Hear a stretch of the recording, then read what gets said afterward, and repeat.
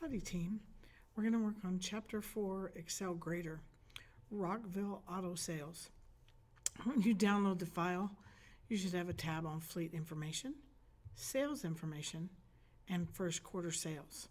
We'll be working on Fleet Information to begin, and I'll make it a little bigger so it's easy to see.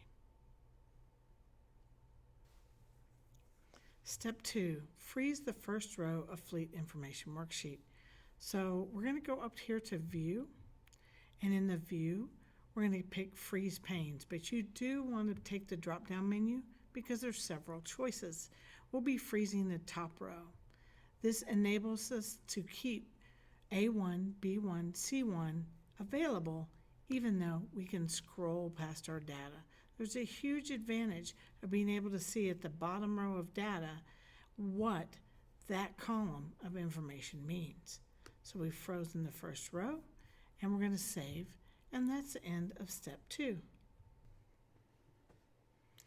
Step 3, convert the data to a table. Let's start there. I like to highlight my data, so I'm going to scroll on down to cell F104, and I come all the way up to F1. You want to make sure you get your row 1 in this table highlight. Come on over to the Insert tab, and then we're going to click Table. It is important to know that the interactive table has so many capabilities. Sort and filter in columns. It's awesome. Now we have a Create Table dialog box, and in this pop-up box, it's telling you want the data from A1 with absolute cell references, those are those $signs, to F104. We also want to make sure that our Check My Table has headers, which is our VIN, make, model, year, mileage, and sticker, is indeed checked. Click OK and watch your table change. Well, watch your data change. And now it says name the table. If your table is still highlighted, you would be on the Design tool. If you're not, go ahead and highlight your table, come to Table Tools and Design, and come over here to the left side to Table Name. Highlight Table Name, type the word Inventory, and then click your Enter button. This will save the table name, but I always go back and hit my Save button just to be sure. And we're still highlighted. We're going to come over here to Table Data Styles and do the pull-down menu.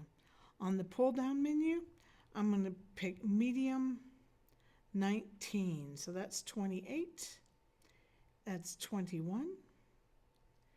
And that's 14. I think it's over here. It ends up being the gold color on my computer. The main thing you want is where you see that highlight of Table Style Medium 19. Click that. Your table should turn gold headers with white font, and save, and that's the end of Step 3.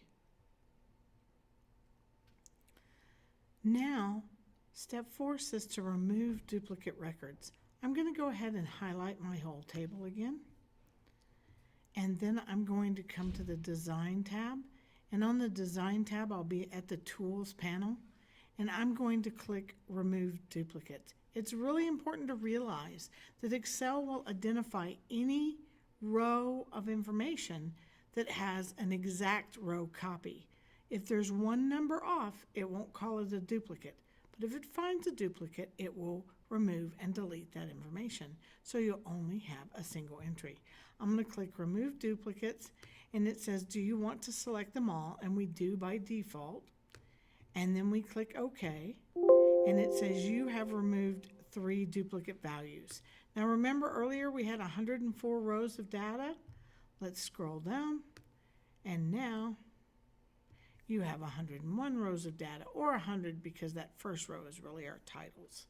I'm going to save again, and that's the end of Step 4.